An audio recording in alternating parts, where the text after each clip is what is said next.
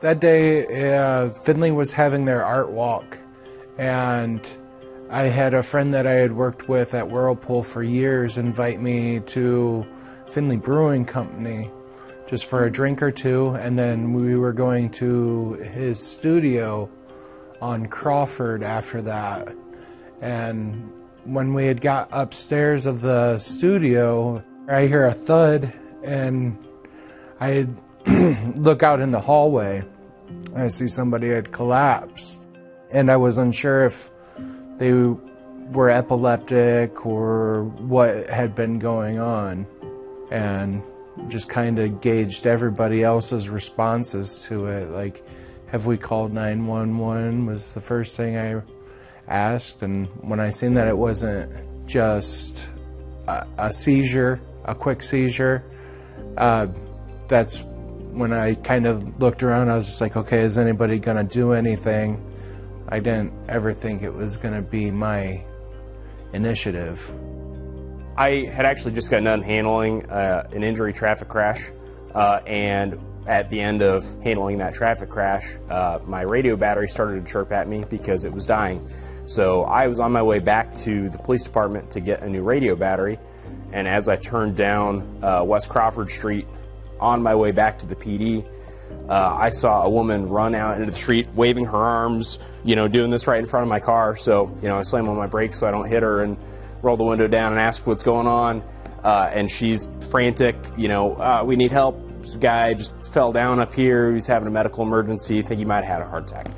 I felt a very faint pulse on their wrist, and then on their neck it was still there. And then I said, I'm going to start CPR, and it just kind of came flooding back into my brain like from 15 years ago.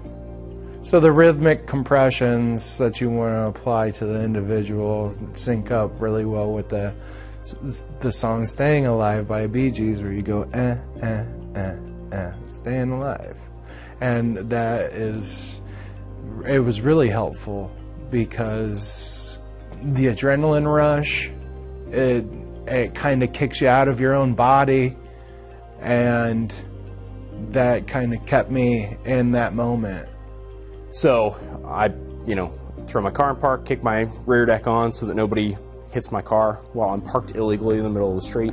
I'm trying to get out over the radio with my dying battery chirping at me to let our dispatchers know that I'm, a block away from the PD, what building I'm going up into, and that I need EMS and fire because they think that this guy had a heart attack. So there are a lot of people standing around in the hallway. So I'm kind of trying to make space so that I can get in. I'm not a small guy. Victim's not a small guy. Tight hallway. So I'm kind of trying to make room to get in there and get kind of to the right angle to be able to take over. Telling the guy that's actively doing CPR that I'm going to take over, and kind of trying to time it and tell him when to stop and get out of the way so that I can take over. I did not want to see somebody die, and I think my body just kind of acted before anything else.